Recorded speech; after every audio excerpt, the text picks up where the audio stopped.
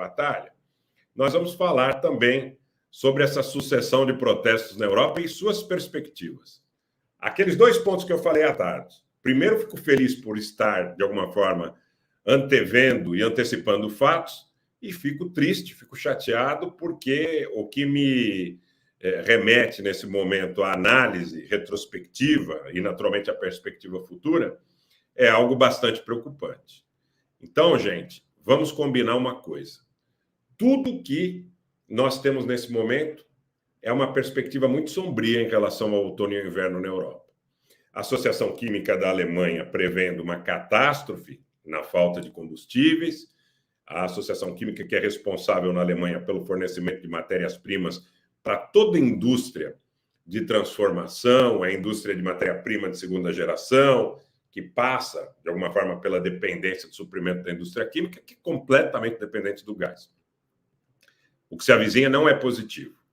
Então, vejam, Grã-Bretanha, Estônia, Itália, todos esses processos, eles parecem, de alguma forma, concorrer para a exposição de um futuro bastante preocupante. Bastante preocupante. Tá? Eu quero dizer para vocês que, nesse contexto e nesse momento, seguindo aqui com a análise que é o mais importante em relação a essa perspectiva de crises sucessivas nos governos europeus, o grande problema agora, gente, o grande problema agora é a Alemanha. Então, fizemos aqui a retrospectiva dos fatos já vividos, muitos dos quais nós antecipamos. Johnson, primeira-ministra Kallas na Estônia, Draghi na Itália, e agora toda a atenção para o senhor Scholz na Alemanha, tá? Toda a atenção para o senhor Scholz na Alemanha, e nós vamos programar uma análise no aspecto do que está acontecendo na Alemanha, que eu acho que é necessário que uma live inteira seja feita, inclusive com a presença de outros especialistas, para que a gente possa debater a questão do futuro da Alemanha. Esta guerra visa o controle político da Rússia como escala ao caminho do conflito entre Washington e Pequim, no sentido de minimizar as possibilidades de alianças de Pequim, mas visa também o controle, a manutenção do controle político da Alemanha a longo prazo, que já existe hoje, inclusive militarmente pelos Estados Unidos, decorrentes do resultado da Segunda Guerra Mundial. Esse é um ponto, e fechando essa primeira parte, de maneira muito sucinta e objetiva, vou responder a pergunta da Renata Weiberg, que ela diz o seguinte: o Cazaquistão, ele irá fornecer gás à União Europeia? Hoje eu coloquei no Telegram, inclusive reportagem também da agência Reuters, o grande lance aí do fornecimento de gás para o continente europeu, de onde pode advir. Para o Cazaquistão, é complicado em relação aos caminhos que esses gasodutos têm que percorrer. Para o Cazaquistão é complicado em relação à sua dependência da Rússia ou da China, porque se vocês pegarem o mapa do Cazaquistão, o Cazaquistão sofre 2 ameaças. A questão dos russos étnicos presentes em muitas das suas regiões. No Cazaquistão, você tem uma grande população russa e uma grande cultura russa disseminada, inclusive parte da população nas grandes cidades fala russo e não cazaque, e a pressão demográfica chinesa.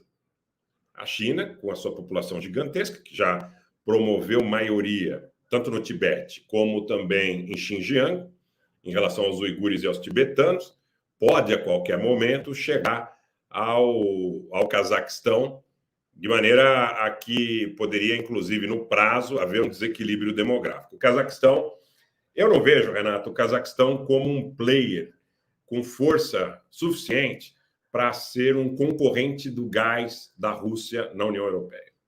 De maneira muito sucinta. Em relação ao Azerbaijão, é diferente, porque existem patronos, vide aí a Turquia, a Grã-Bretanha, interesses aí que estão sempre presentes no Azerbaijão, e o famoso processo de construção do gasoduto Baku-Tbilisi-Ceyhan, na Turquia. Então, Azerbaijão, Geórgia e Turquia. Não se esqueçam que quando o governo da Geórgia foi deposto, Eduard Shevardnadze foi deposto por uma das revoluções coloridas mais conhecidas e estudadas no período pós-soviético, com a chegada ao poder do Saakashvili, grande número de armamentos turcos dos Estados Unidos, da Grã-Bretanha, de Israel, foram entregues à Geórgia, que depois perdeu um conflito com a Rússia de forma bastante notável, bastante notória, mas você tem aí toda uma estrutura já montada de fornecimento de gás do Cáspio, do Azerbaijão, passando pela Geórgia e pela Turquia, em direção ao continente europeu. Então, vamos combinar uma coisa. Alternativas, elas não são poucas, teoricamente. Você tem muito tempo aí para consagrar a nível logístico e construir tudo isso a nível prático. Você tem o Catar, você tem aí o gás recém-descoberto em grande volume em Israel, apesar dos problemas do trânsito em relação à fronteira sírio-libanesa, Líbano e Síria posteriormente. Você tem o Catar, você tem a Arábia Saudita, você tem a Argélia, você tem a Líbia, enfim. Mas eu diria que o grande player para a substituição, em alguma medida, do gás russo é o Azerbaijão. E se você quiser saber mais sobre isso, vá ao nosso Telegram, porque eu publiquei só hoje, apesar de ter antecipado isso para vocês há muito tempo. Eu tenho certeza que muita gente aqui é testemunha do que eu disse em relação a isso, até pelo fato de que a agressão que foi permitida ao Azerbaijão em 2020 contra os armênios, ela decorreu desta relação de proximidade com esses interesses da indústria petrolífera e de mineração, que já estavam bastante desenvolvidos naquele período de 2020. Mas se vocês voltarem um pouco no tempo, as proposições da OTAN em relação à formação de parcerias e tudo mais, vocês vão ver que no período pós-soviético, todo esse contexto do poder da União Europeia, de Bruxelas, de Londres, já olha para o Azerbaijão como um grande player capaz de substituir um volume substancial, claro que não o todo, não é comparável a reserva de gás do Azerbaijão com a reserva russa, mas é daí que podem surgir, que já surgem algumas perspectivas de substituição do gás russo. Então, vá ao nosso Telegram, tem duas matérias excelentes, duas que eu postei hoje, e são matérias de hoje, fresquíssimas, da mídia aí, mostrando o lance da União Europeia na questão da substituição do fornecimento de gás em relação ao Azerbaijão. Então, que a Rússia pudesse ser suprida pelo fornecimento de gás do Azerbaijão.